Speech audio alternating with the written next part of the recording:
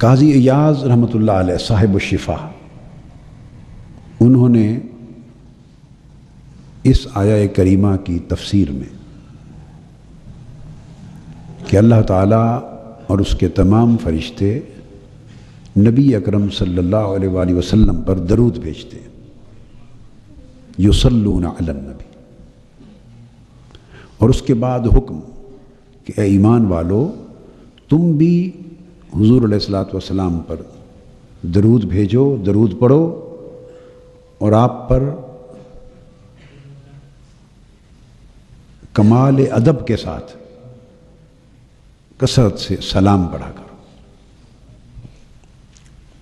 اس آیت کریمہ میں قاضی ایاز رحمۃ اللہ علیہ بیان کرتے ہیں کہ یہ آیت بطور خاص حضور نبی اکرم صلی اللہ علیہ وآلہ وسلم کی عظمت اور آپ کی شان مبارک اور آپ کا علو مرتبت، آپ کے عظیم اور بلند مرتبے کے اظہار کے لیے اللہ پاک نے یہ آیت نازل کی۔ اور ایک بات جو بڑی اہم ہے وہ یہ کہ اس میں اللہ تبارک و تعالیٰ نے پہلے خبر دی ہے اور بعد میں حکم فرمایا ہے۔ پہلے ایک خبر دی ہے، ان اللہ و ملائکتہ یصلون علی النبی، یہ خبر ہے، ہمیں خبر دی ہے کہ بے شک اللہ تعالیٰ اور اس کے تمام فرشتے نبی اکرم صلی اللہ علیہ وآلہ وسلم پر ہمیشہ درود بھیجتے رہتے ہیں۔ تو اللہ تعالیٰ نے ہمیں یہ خبر دی ہے، اطلاع دی ہے۔ درود تو وہ بھیجتا ہی رہتا ہے، اور ملائکہ بھی آقا علیہ السلام پر درود پڑھتے رہتے ہیں، مگر اس آیت کے ذریعے اللہ تعالیٰ نے ہمیں آگاہ فرمایا، اطلاع دی، اور آگاہ فرما کر اطلاع دے کر اپنا عمل اور ملائکہ کا عمل بیان کرنے کے بعد اب امر فرمایا، ہمیں حکم دیا ہے کہ ایمان والو تم بھی حضور علیہ الصلوۃ والسلام پر درود پڑھا کرو اور کثرت کے ساتھ اور کمال ادب کے ساتھ سلام عرض کیا کرو۔ قرآن مجید میں الحم سے والناس تک ایسا حکم اس ایک مقام کے سوا کسی اور جگہ نہیں دیا گیا۔ کسی اور عبادت، کسی اور عمل کے لیے ایسا امر اور ایسا حکم اللہ پاک نے کبھی انسانوں کو نہیں دیا کہ وہ حکم دینے سے پہلے یہ خبر دے کہ میں خود یہ کام کرتا ہوں سو تم بھی کیا کرو۔ تو پہلی بات یہ ذہن نشین رکھ لیں کہ یہ حضور علیہ الصلوۃ والسلام کا وہ شرف و امتیاز ہے، اور آقا علیہ السلام کی وہ خصوصیت ہے، اور آقا علیہ السلام کی وہ عظمت ہے کہ اس کی کوئی اور مثال نہ پورے قرآن میں ہے، نہ تمام انبیاء علیہ السلام میں سے کسی نبی اور رسول کے بارے میں صادر ہوئی۔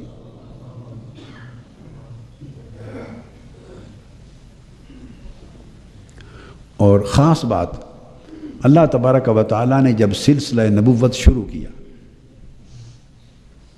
سلسلہ نبوت شروع فرمایا اور آدم علیہ السلام کو دنیا میں بھیجا اور سلسلہ بشریت کو بھی شروع کیا، تو آدم علیہ السلام جب دنیا میں اللہ پاک نے ان کو تخلیق فرما لیا تو عظمت نبوت کے اظہار کے لیے، نبوت کے اکرام کے لیے، ان کی تعظیم کو ظاہر کرنے کے لیے ملائکہ پر اور سب مخلوقات پر ان کی عظمت کو ظاہر کرنے کے لیے اللہ تعالیٰ نے ایک حکم دیا، سب سے پہلا حکم۔ یاد کرو وہ وقت جب آپ کے رب نے ملائکہ کو حکم دیا، کیا؟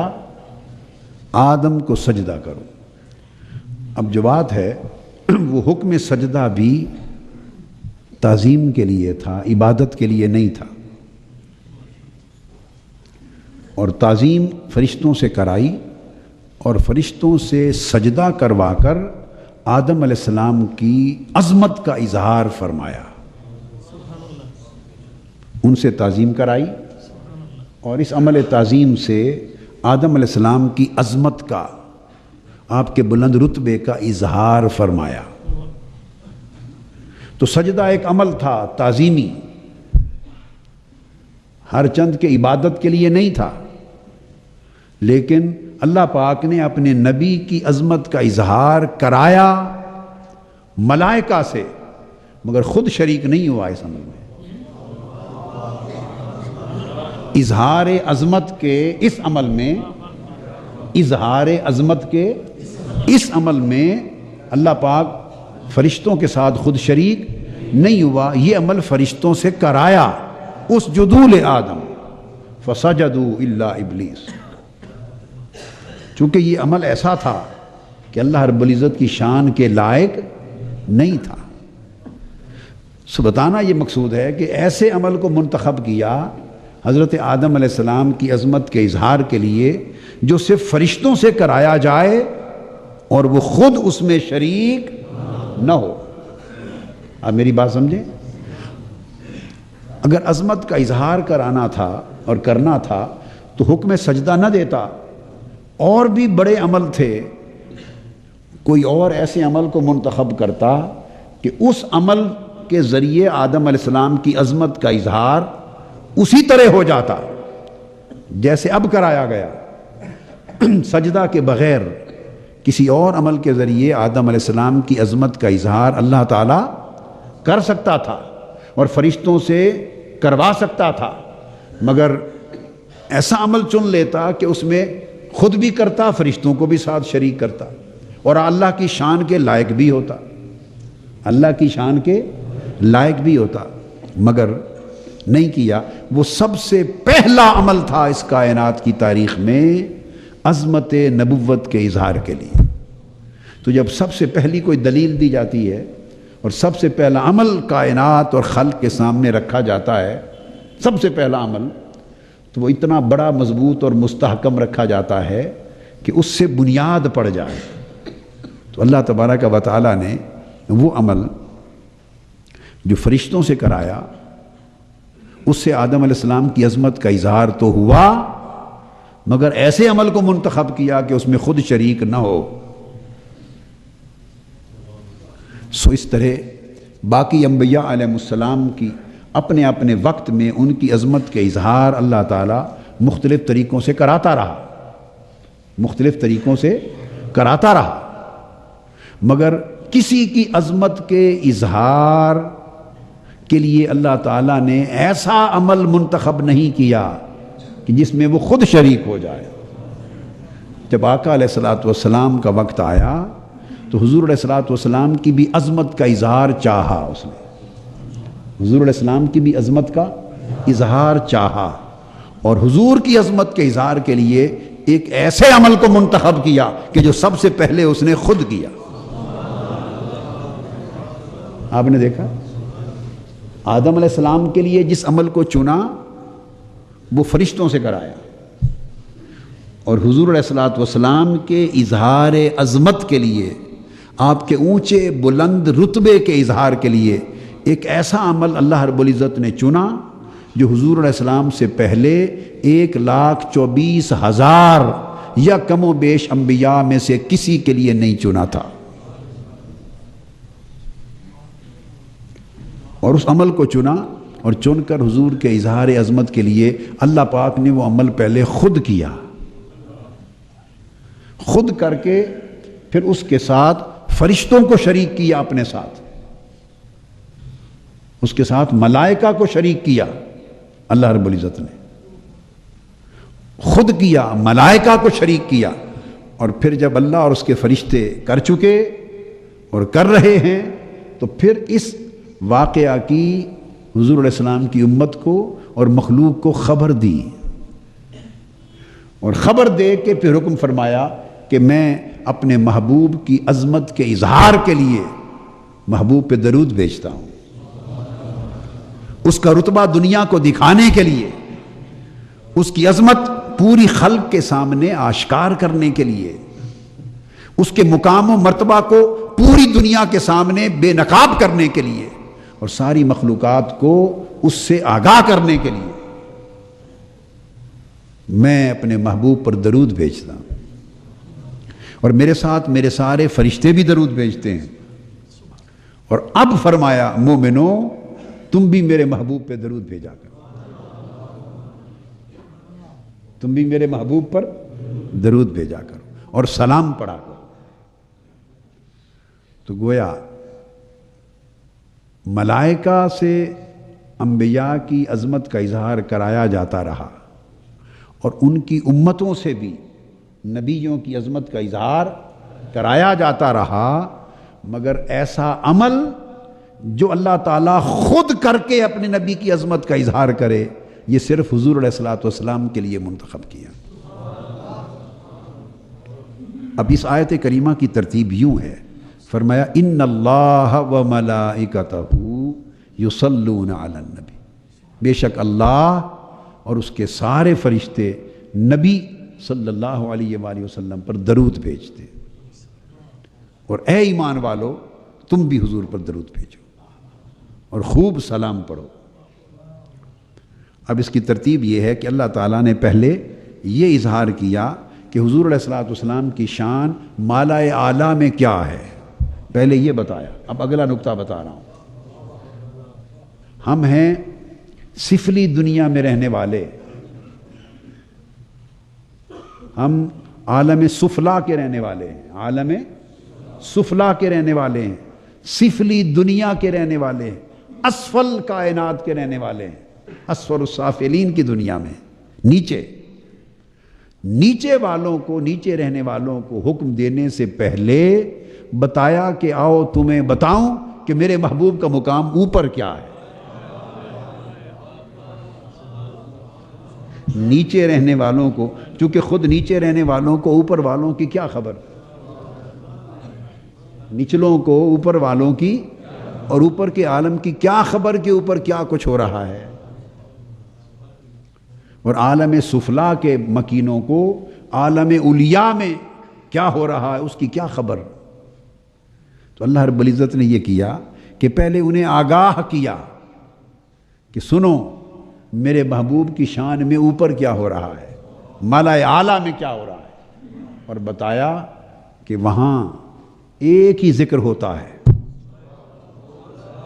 وہاں ایک ہی ذکر ہوتا ہے، اس لیے کہ جو ذکر اللہ کرے گا تو فرشتوں میں کوئی اور کرے گا جرأت کسی اور ذکر کو اپنانے کی؟ وہ تسبیح بھی کریں گے تو اس ذکر کے ساتھ، وہ تحلیل بھی کریں گے تو اس ذکر کے ساتھ، کیونکہ اللہ اپنی تسبیح نہیں کرتا، اللہ خود اللہ اللہ اللہ اللہ یا اللہ اللہ لا الہ الا اللہ، اللہ یہ ذکر نہیں کرتا، ہمیں فرماتا ہے کرو۔ آپ سمجھ گئے نا، سبحان اللہ والحمد للہ ولا الہ الا اللہ واللہ اکبر، اللہ یہ ذکر خود نہیں کرتا، لا الہ الا اللہ وحدہ لا شریک لہ، اللہ یہ ذکر خود نہیں کرتا، اشہد ان لا الہ الا اللہ وحدہ لا شریک لہ، اللہ خود یہ ذکر بولیے نہیں کرتا، استغفر اللہ العظیم یہ تو استغفار ہے، تو یہ اللہ یہ ذکر نہیں کرتا، یہ تو اللہ سے معافی مانگنے کا ذکر، اللہ یہ ذکر نہیں کرتا، لا الہ الا اللہ اللہ یہ ذکر نہیں کرتا، سبوح قدوس رب الملائکۃ والروح اللہ یہ ذکر نہیں کرتا، سبحان ذی الملک والملکوت سبحان ذی العزت والعظمت والکبریاء والجبروت اللہ یہ ذکر نہیں کرتا۔ علی ھذا القیاس آپ سینکڑوں اذکار جو اللہ کی ذات کے ہیں ان کو گنتے چلے جائیے اور جواب میں ایک ہی جملہ آئے گا کہ اللہ ان میں سے کوئی ذکر رات دن خود نہیں کرتا، ملائکہ کرتے ہیں، سجود بھی کرتے ہیں، رکوع بھی کرتے ہیں، قیام بھی کرتے ہیں، تسبیح و تحلیل بھی کرتے ہیں، اللہ پاک کی تکبیر بھی کرتے ہیں، ملائکہ کرتے ہیں، استغفار بھی کرتے ہیں۔ تو بتانا چاہتا ہوں اللہ پاک صرف ایک ذکر کرتا ہے، اللہ تعالیٰ صرف ایک ذکر کرتا ہے، اور اس بات کو دو جگہ قرآن مجید میں اللہ پاک نے صراحتاً بیان کیا ہے، تصریحاً بیان کیا ہے، چھپا کے نہیں رکھا۔ ایسا خیال کسی کو نہ آئے کہ باری تعالیٰ ہمیں تو ذکر بتائے ہیں تو کیا ذکر کرتا ہے، کو اپنا ذکر بھی بتا، کو اپنے ذکر کا بھی حال سنا، تیرا ذکر کیا ہے، تیرا ورد وظیفہ کیا ہے؟ ہمیں تو ورد وظیفے دیے ہیں، کوئی ورد وظیفہ تیرا بھی ہوگا جو تو کرتا ہے وہ بھی بتا۔ اس نے چھپایا نہیں ہے، اس نے کہا بتا دیتا ہوں۔ دو جگہوں پر، ایک جگہ پہ فرمایا لو سن لو میرا ذکر ہے، وَرَفَعْنَا لَكَ ذِكْرَكَ، ذکرک، محبوب تمہارا ذکر جو کرنا ہے اور تمہارے ذکر کو اونچا کرنا، تمہاری حمد کرنا، تمہاری ثنا کرنا، تمہاری تعریف کرنا، تمہارے گن گانا، تمہارے گن گانا، تمہاری عظمتوں کے چرچے کرنا، تمہاری شان کو بیان کرتے رہنا، تمہاری حمد و ثنا کرتے رہنا، محبوب آپ کے ذکر کو بلند کرتے رہنا، یہ میرا ذکر ہے، یہ میرا ذکر ہے۔ اب وَرَفَعْنَا لَكَ ذِكْرَكَ، اس کا یہ مفہوم کہ یہ میرا ذکر ہے، اس کے اندر اگر ڈوب جائیں تو ایسے لگتا ہے کہ یہ مصرع اللہ کے ذکر پر صادر آتا ہے کہ محمد محمد کریں دے گزر گئی۔ اگلا مصرع اگر نہ پڑھیں، صرف پہلے مصرے تک رہیں تو لگتا ہے یہ ذکر الہی کی بات ہے، اللہ کے ذکر کی۔ محمد محمد کریں دے گزر گئی۔ وَرَفَعْنَا لَكَ ذِكْرَكَ، محبوب ہم نے آپ کا ذکر آپ کی خاطر بلند کر دیا۔ تو اللہ تعالیٰ ہر لمحہ ہر لحظہ حضور کا ذکر بلند کرتا رہتا ہے، یہ ہے ذکر خدا۔ اور دوسرا مقام فرمایا ان اللہ وملائکتہ یصلون علی النبی، کہ اللہ اور اس کے فرشتے حضور پر درود پڑھتے رہتے ہیں۔ اب لفظ تو آ گیا نا یصلون، حضور پر صلاۃ پڑھتے ہیں۔ اب صلاۃ ہے کیا؟ اس کے بہت سے معنی ہیں، اس کے بہت سے معنی ہیں۔ میں بخاری شریف سے، جو صحیح بخاری کی کتاب التفسیر میں امام بخاری نے حضرت ابو العالیہ التابعی، جو حضرت عبداللہ ابن عباس رضی اللہ تعالیٰ عنہ کے شاگرد جلیل القدر تابعی ہیں، حضرت ابو العالیہ التابعی، ان کی روایت سے امام بخاری نے صحیح بخاری کی کتاب التفسیر میں اس آیت کی شرح کرتے ہوئے جو معنی یصلون علی النبی کا روایت کیا ہے حدیث پاک سے، وہ ایک بیان کر دیتا ہوں۔ تو امام بخاری روایت کرتے ہیں قال ابو العالیہ صلاۃ اللہ ثناؤہ علیہ عند الملائکہ، معنی بیان کر دیا۔ اور یہ امام بخاری نے روایت کیا حضرت ابو العالیہ تابعی سے، اور معنی بیان کر کے گویا اپنا عقیدہ بتا دیا کہ صلاۃ کا معنی عند امام البخاری کیا ہے۔ فرماتے ہیں کہ اللہ کا حضور کی صلاۃ پڑھنا، درود پڑھنا، اس کا معنی یہ ہے کہ وہ سارے ملائکہ کو اکٹھا کر لیتا ہے۔ اندیت عند الملائکہ، ملائکہ کے سامنے، ملائکہ کے ہجوم میں، اجتماع میں، جیسے یہ ہمارا اجتماع ہے نا، تو اللہ تعالیٰ بھی ایک اجتماع کرتا ہے، جیسے یہ جلسہ نہیں ہمارا اور اجتماع ہوتا ہے۔ تو امام بخاری فرماتے ہیں حضرت ابو العالیہ التابعی کی روایت سے کہ اللہ تعالیٰ کا حضور علیہ السلام پر درود پڑھنا، اس کا معنی ہے ثناؤہ علیہ عند الملائکہ، کہ اللہ تعالیٰ ملائکہ کا اجتماع منعقد کرتا ہے، اور ملائکہ سامعین ہوتے ہیں اور خود خطاب فرماتا ہے۔ کیا؟ ملائکہ حاضرین اور معزز حاضرین ہوتے ہیں۔ ملائکہ کیا ہوتے ہیں؟ معزز حاضرین، معزز سامعین۔ ملائکہ وہ حاضر ہوتے ہیں خطاب سننے کے لیے، اور خطاب کون کرتا ہے؟ خطاب اللہ تعالی، خطاب اللہ کرتا ہے۔ اور خطاب کا موضوع کیا ہوتا ہے؟ حضور کی حمد و ثنا، ثنا۔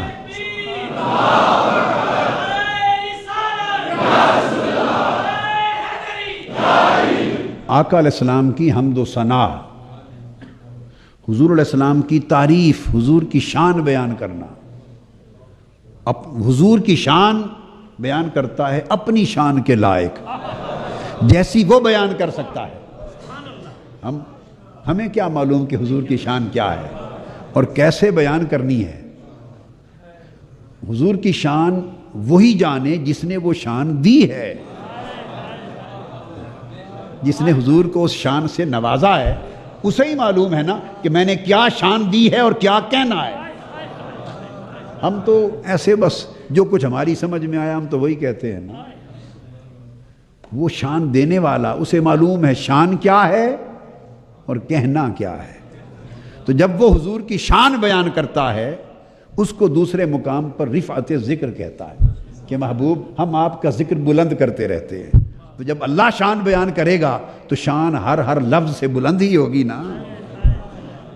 اللہ ہر لفظ جو بولے گا حضور کی شان بیان کرنے میں، حضور کی ثنا میں، تو حضور کی شان لمحہ بلمحہ بلند ہوگی۔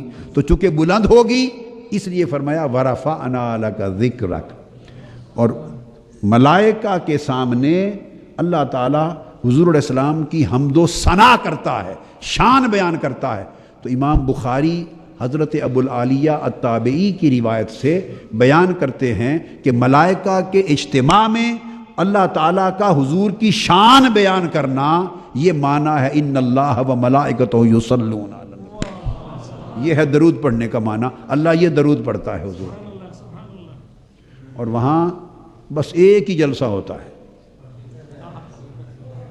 جلسہ شان مصطفیٰ،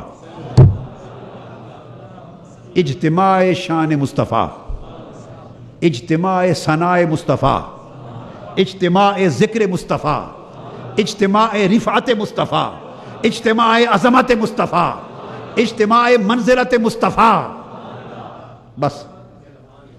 اور وہاں ایک ہی خطیب ہے، کسی اور خطیب کی مجال نہیں کہ دم مارے، اور وہ خطیب خود خدا ہے، اور سامعین کل ملائکہ ہے۔ خطیب بھی ایک، ہمیشہ موضوع بھی ایک، ثناء مصطفیٰ، حمد مصطفیٰ۔ چونکہ اسے معلوم تھا کہ میں نے قیامت تک فرشتوں کے اجتماع ہمہ وقت کر کر کے مصطفیٰ کی شان ہی بیان کرتے رہنا ہے، اور مصطفیٰ کی حمد، تعریف، حمد بیان کرتے رہنا ہے۔ معلوم تھا کہ منصوبہ کیا ہے، کیا کرنے والا ہوں، لہذا پہلے ہی اس نے نام رکھ دیا محمد، وہ ذات جس کی بار بار تعریف کی جائے اور بے حد و حساب حمد کی جائے۔ الذی یحمد حمدن بعد حمدن و مرتن بعد مرتن و کرتن بعد کرتن، وہ ذات جس کی بار بار حمد ہی کی جاتی رہے، شان ہی بیان ہوتی رہے، اور کرے کون؟ اللہ، سنے کون؟ ملائکہ، اور جلسہ گاہ ملائے اعلیٰ، عرش معلیٰ۔ یہ جو میں نے بیان کیا یہ امام بخاری نے روایت کیا ہے۔ لوگ بخاری کا شور تو بہت مچاتے ہیں، کیا؟ مگر کسی کو نہ امام کی الف آتی ہے نہ بخاری کی بے آتی ہے۔ میں کہہ رہا ہوں نہ کسی کو امام کی الف معلوم ہے، کیا؟ نہ کسی کو امام کی الف معلوم ہے، اور نہ کسی کو بخاری کی بے معلوم۔ وہی تو کہہ رہا ہوں کہ نہ الف جانے نہ بے جانے۔ یہ امام بخاری نے روایت کیا، اور یہ تفسیر تابعین کی ہے، حضرت عبداللہ ابن عباس سے وہ آگے روایت کرتے، صحابہ کی ہے، اور صحابہ حضور سے سن کر بیان کرتے ہیں کہ اللہ حضور پر درود پڑھتا ہے۔ وہ درود کیا پڑھتا ہے؟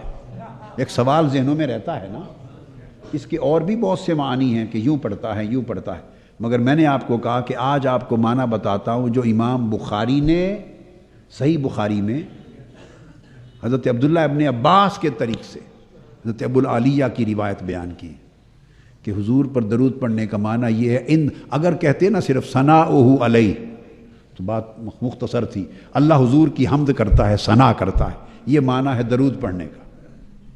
یوں نہیں فرمایا، کہا ثناؤہ علیہ عند الملائکہ، ملائکہ کے سامنے،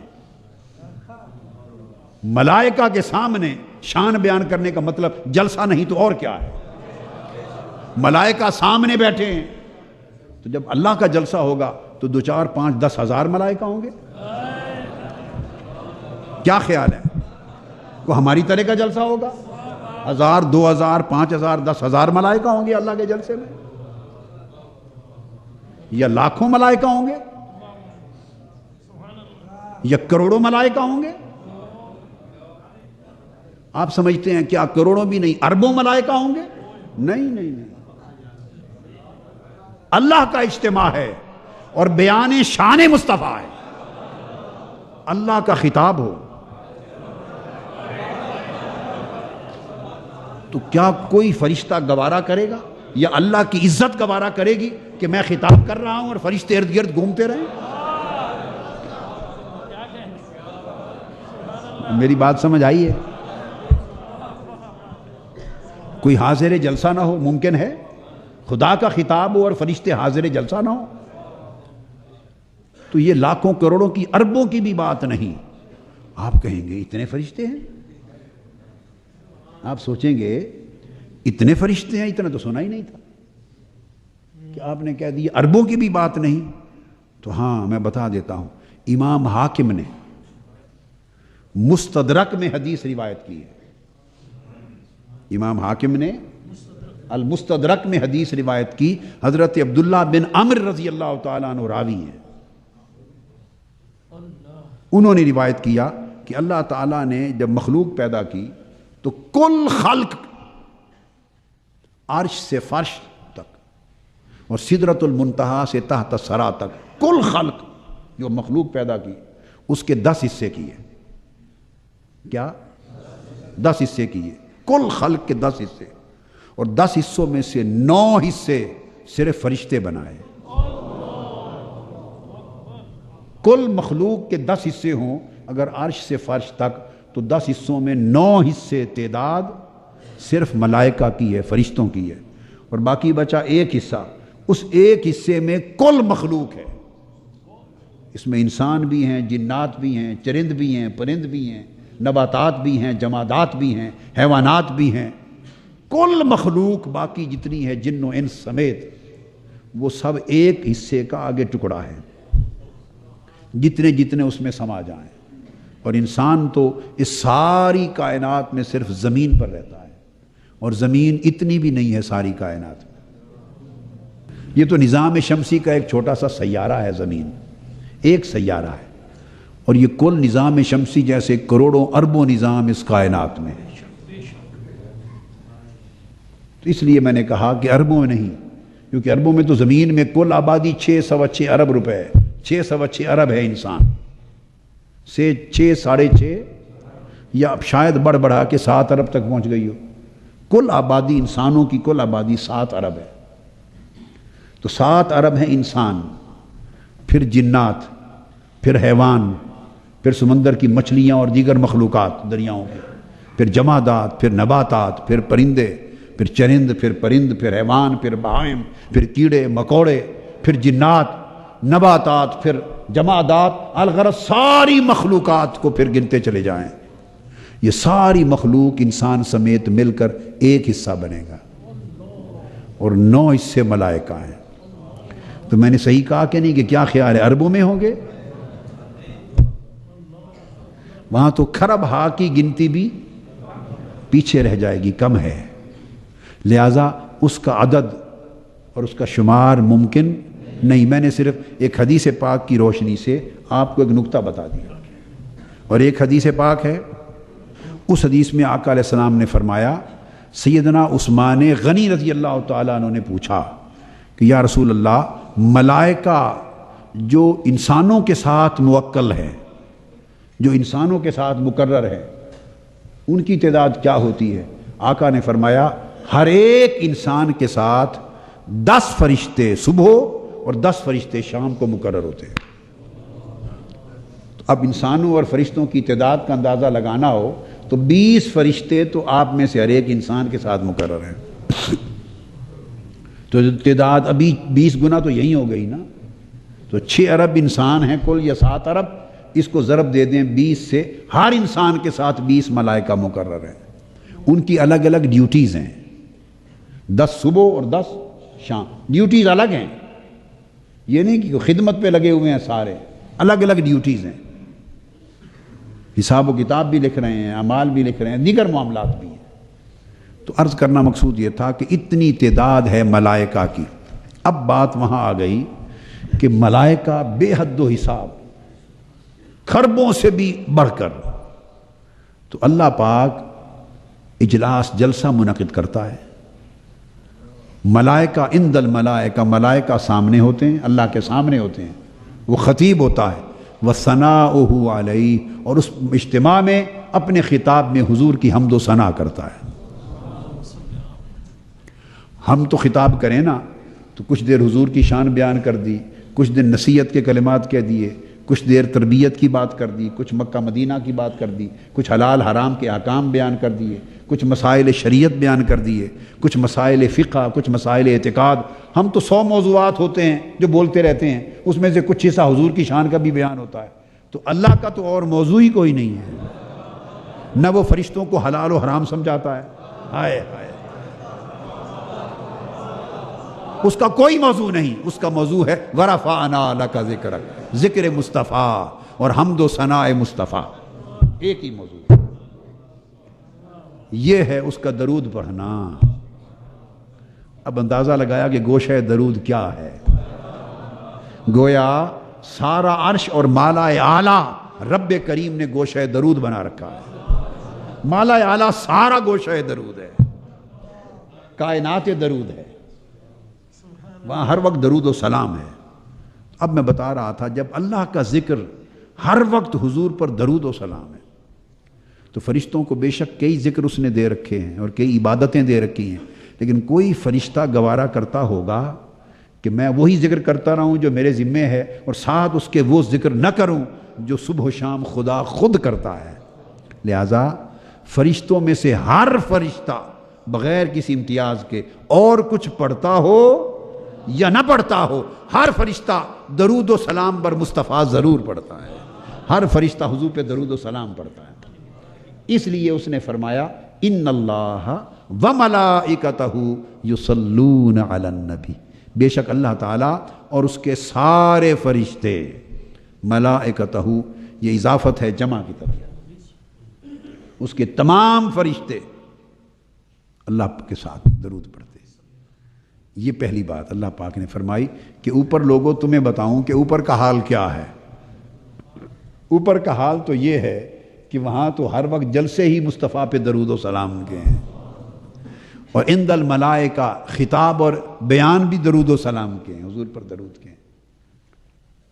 اور پھر ان اللہ وملائکتہ، یہ جو واو عاطفہ تو ہے، مگر ائمہ نے قاضی ایاز رحمۃ اللہ علیہ نے بیان کیا یہ واو تشریک کے لیے آئی ہے، واو مشرکہ بھی ہے. کیا واو مشرکہ ہے، تشریک کے لیے آئی ہے. یعنی اللہ نے کہا کہ میں مصطفیٰ پہ درود بھیجتا ہوں، اور پھر اپنے عمل میں ساتھ ہی اس میں اللہ پاک نے فرشتوں کو بھی شریک کر لیا ہے، فرشتوں کو شریک کر لیا ہے.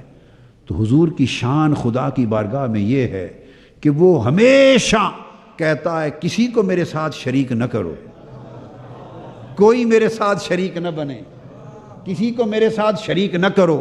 وہ ہر ایک کو اللہ کا شریک بنانے سے روکنے والا جب مصطفیٰ پہ درود و سلام کا اور مصطفیٰ کی حمد و ثنا کا وقت آتا ہے تو فرشتوں کو بلا کے کہتا ہے آؤ میرے ساتھ شریک ہو جاؤ. شریک بننے سے روکنے والا حضور کے ذکر میں فرشتوں کو اپنے ساتھ شریک بناتا ہے. تو شریک بناتا ہے مگر پھر بھی شرک نہیں ہوتا، پھر بھی شرک نہیں ہوتا. تو اس لیے قاعدہ یہ ہے کبھی اشتراک ہوتا ہے مگر شرک نہیں ہوتا، کبھی تشریک ہوتی ہے مگر شرک نہیں ہوتا. یہ بھی بڑی باریک باتیں ہیں، بڑی باریک بات. اشتراک ہو کر بھی شرک نہیں ہوتا اور ساتھ شریک ہو کر بھی شرک نہیں ہوتا. تو اللہ تبارک و تعالیٰ نے کسی اور جگہ اس طرح فرشتوں کو اپنے ساتھ شریک نہیں کیا. ایک اور مقام پر حضور علیہ السلام کے صدقے میں حضور کی امت کے غلاموں پر بھی درود بھیجے جانے کا ذکر آیا ہے. جب یہ آیہ کریمہ اتری ان اللہ و ملائکتہ یصلون علی النبی، کہ اللہ اور اس کے فرشتے حضور پر درود بھیجتے. تو صحابہ کرام نے آپس میں بات کی کہ آقا علیہ السلام پر اللہ جو بھی نعمت فرماتا ہے اور جو فضیلت عطا کرتا ہے اور اللہ تعالیٰ حضور پر جو کرم کرتا ہے تو آقا علیہ السلام ازرہ جود و سخا اور ازرہ لطف و عطا اس نعمت اور لطف و کرم کا حصہ امت کو ضرور عطا کرتے ہیں. اس میں سے امت کو حضور ساتھ شریک فرما لیتے ہیں, امت کو ساتھ شریک فرما لیتے ہیں. تو یہ جو آیت آئی ہے کہ اللہ اور اس کے فرشتے حضور علیہ السلام پر درود بھیجتے ہیں, اتنی بڑی عظیم فضیلت و نعمت, تو کیا اس میں سے بھی ہمیں حصہ آقا علیہ السلام کی بارگاہ سے ملے گا؟ کچھ حصہ اس میں سے بھی.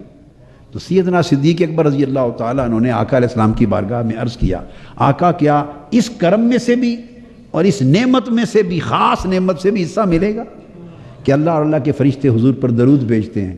بس یہ سوال کیا, رب کریم نے فرمایا جبرائیل جا اور یہ دوسری آیت ان کو سنا دے کہ ہاں میرے محبوب اس نعمت میں سے بھی حصہ دیں گے. فوراً آیت آ گئی, والذی یصلی علیکم وملائکتہ لیخرجکم من الظلمات الی النور, کہ اللہ اور اس کے فرشتے تمہارے اوپر درود بھیجتے ہیں تاکہ تمہیں اندھیروں سے نکال کر نور کی طرف لے جائیں. تو یہاں سے ایک بات یہ معلوم ہوئی, یصلی درود بھیجتے ہیں, کیوں؟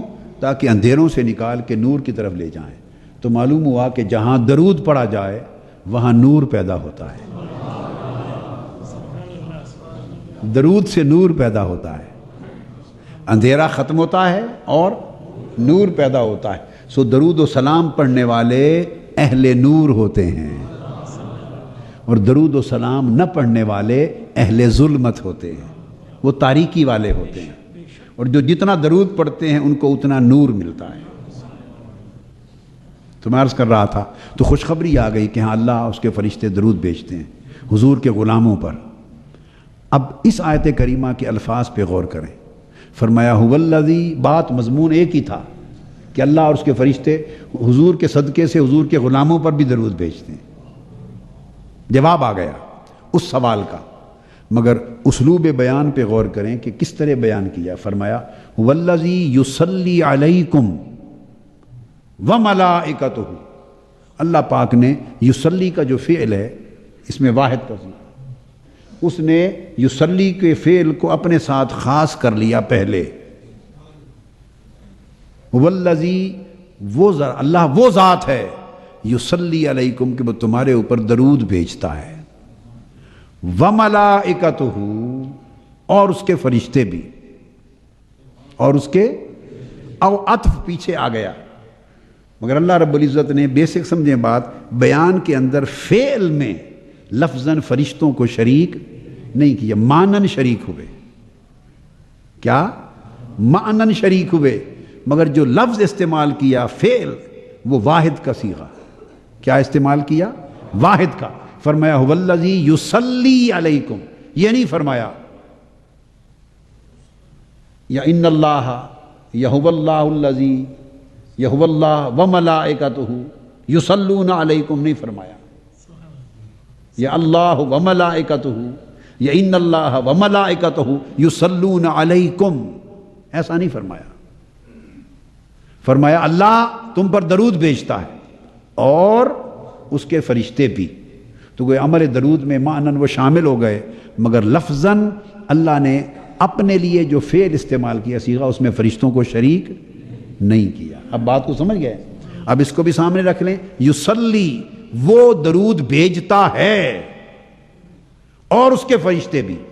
اور جب آقا علیہ السلام پر درود بھیجنے کی بات آئی تو یوں نہیں فرمایا جیسے وہاں کہا تھا کہ اللہ حضور پر درود بھیجتا ہے اور اس کے فرشتے بھی, یوں نہیں فرمایا. یہاں یصلی کی بجائے ان اللہ وملائکتہ, فعل ذکر کرنے سے پہلے فرشتوں کو بلا کے ساتھ ملا لیا, ملا کر کہا آؤ فرشتوں میں اور تم مل کر مصطفیٰ پہ درود بھیجیں. میں اور تم, ہم اور تم مل کر درود بھیجتے ہیں. اور جب مومنوں پر بھیجنے کی باری تھی تو میں الگ بھیجتا ہوں تم الگ میں الگ بھیجتا ہوں، تم الگ بھیجتے ہو۔ جب مصطفیٰ پر بھیجنے کی باری آئی تو فرمایا الگ الگ نہ بھیجا کرو، آؤ مل کر بھیجیں، مل کر بھیجیں۔ تو مل کر درود و سلام پڑھنا یہ اللہ اور فرشتوں کی سنت ہے۔